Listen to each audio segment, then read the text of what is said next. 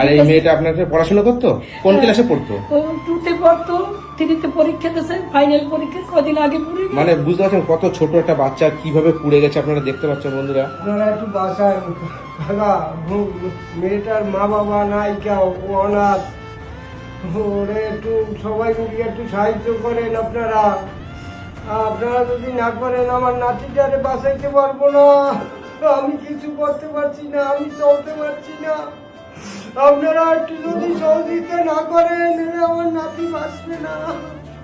একটু আপনারা সহযোগিতা করেন দাদা, আপনারা পাও ধরছি আপনাদের।